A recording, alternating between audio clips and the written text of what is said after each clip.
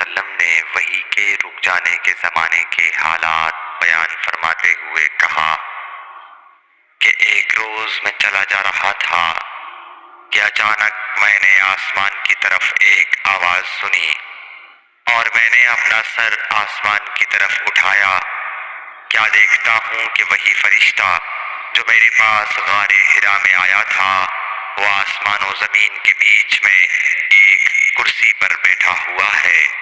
میں اس سے ڈر گیا اور گھر آنے پر میں نے پھر کمبل اوڑھنے کی خواہش ظاہر کی۔ اس وقت اللہ پاک کی طرف سے یہ آیات نازل ہوئیں، اے لحاف اوڑھ کر لیٹنے والے، اٹھ کھڑا ہو اور لوگوں کو عذاب الہی سے ڈرا، اور اپنے رب کی بڑائی بیان کر، اور اپنے کپڑوں کو پاک صاف رکھ اور گندگی سے دور رہ۔ اس کے بعد وہی تیزی کے ساتھ پے در پے آنے لگی۔ رسول اللہ صلی اللہ علیہ وآلہ وسلم نزول قرآن کے وقت بہت سختی محسوس فرمایا کرتے تھے، اور اس کی علامتوں میں سے ایک یہ تھی کہ یاد کرنے کے لیے آپ اپنے ہونٹوں کو ہلاتے تھے۔ ابن عباس رضی اللہ تعالیٰ عنہ نے کہا، میں اپنے ہونٹوں کو ہلاتا ہوں جس طرح آپ ہلاتے تھے۔ سعید کہتے ہیں میں بھی اپنے ہونٹ ہلاتا ہوں جس طرح ابن عباس رضی اللہ تعالیٰ عنہ کو میں نے ہلاتے دیکھا۔ پھر انہوں نے اپنے ہونٹ ہلائے۔ ابن عباس رضی اللہ تعالیٰ عنہ نے کہا، پھر یہ آیت اتری کہ اے محمد، قرآن کو جلد جلد یاد کرنے کے لیے اپنی زبان نہ ہلاؤ، اس کا جمع کر دینا اور پڑھا دینا ہمارا ذمہ ہے۔ حضرت ابن عباس رضی اللہ تعالیٰ عنہ کہتے ہیں، یعنی قرآن آپ صلی اللہ علیہ وآلہ وسلم کے دل میں جمع دینا اور پڑھا دینا ہمارے ذمہ ہے۔ پھر جب ہم پڑھ چکے تو اس پڑھے ہوئے کی اتباع کرو۔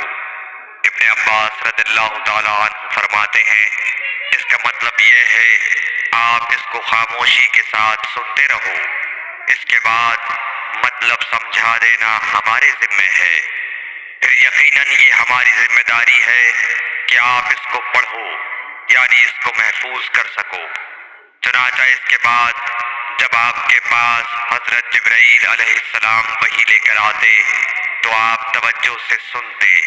جب وہ چلے جاتے تو رسول اللہ صلی اللہ علیہ وسلم اس وحی کو اس طرح پڑھتے جس طرح حضرت جبرائیل علیہ السلام نے اسے پڑھا تھا۔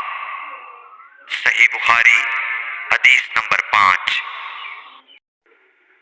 رسول اللہ صلی اللہ علیہ وآلہ وسلم سب لوگوں سے زیادہ جواد، سخی تھے، اور رمضان میں دوسرے اوقات کے مقابلے میں جب جبرائیل علیہ السلام آپ صلی اللہ علیہ وآلہ وسلم سے ملتے بہت ہی زیادہ جود و کرم فرماتے۔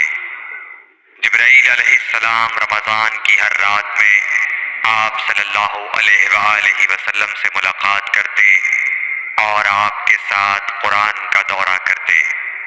غرض حضرت صلی اللہ علیہ وآلہ وسلم لوگوں کو بھلائی پہنچانے میں بارش لانے والی ہوا سے بھی زیادہ جود و کرم فرمایا کرتے تھے۔ صحیح بخاری حدیث نمبر 6۔